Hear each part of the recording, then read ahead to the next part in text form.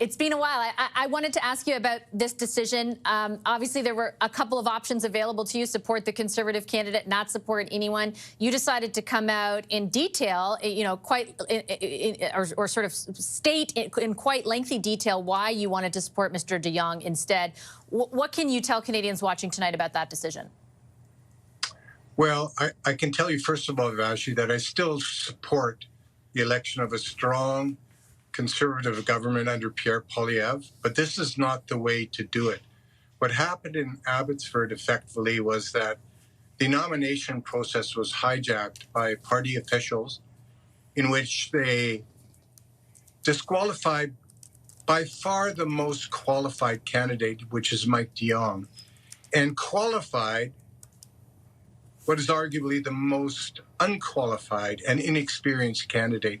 And I still am having trouble getting my brain around how they came to the decision to have a 25-year-old student lead our community at a time when we've got Donald Trump's tariffs threatening, especially my community of Abbotsford and Langley. We're expected to really take the brunt of tariff imposition, the farming sector, the trucking sector, the manufacturing sector, all are implicated here in Abbotsford. To have an inexperienced novice representing us in Ottawa is just unfathomable. And of course, Mike de Jong clearly has got the resume, he's got the experience, 30 years, senior levels of government in the province of British Columbia. We now have two Conservative choices in Abbotsford. I think you know who I'm supporting, and I fully suspect that the voters of Abbotsford and Langley are going to choose Mike de Jong as well.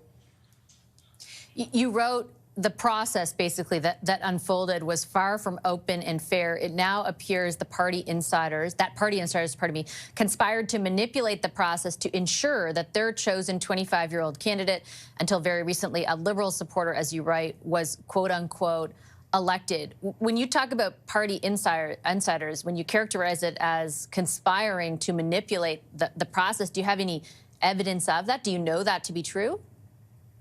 Yes, I do. And I've spoken to party officials who I will not name, who have admitted that what they did, or what the party tried to do, was appoint a candidate in my riding. And this is happening in other ridings across the country as well. And because there was such pushback about this being a staunchly Conservative riding with a long-standing member of Parliament, the party backed off from appointing.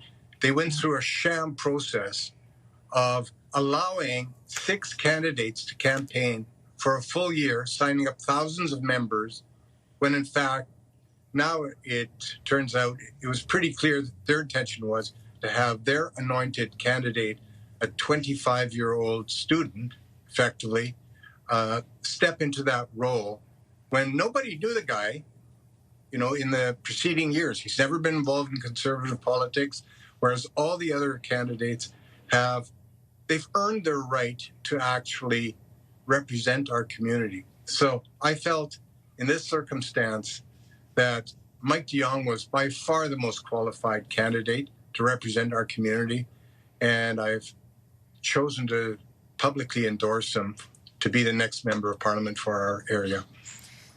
So for people who are watching outside of BC, Mike de Jong is a well-known political entity in British Columbia and has been for years. He was probably, at the outset of the campaign, one of the bigger surprises, the fact that his candidacy didn't go forward. Just to the more general population, the more general electorate, I remember asking a number of questions of people who might know, well, what happened? And I'm going to tell you straight out what they told me, and I wonder if you were told the same thing, that basically he supported a different candidate in the leadership race, and that the people who ran the federal campaign, felt that was a deciding factor for them. Do you think it's as simple as that, or is there more to it? And ultimately, do they not have the right to make that call? I don't know the truth of that assertion, and I'm not going to speculate as to what were the motives behind effectively appointing a candidate in our riding.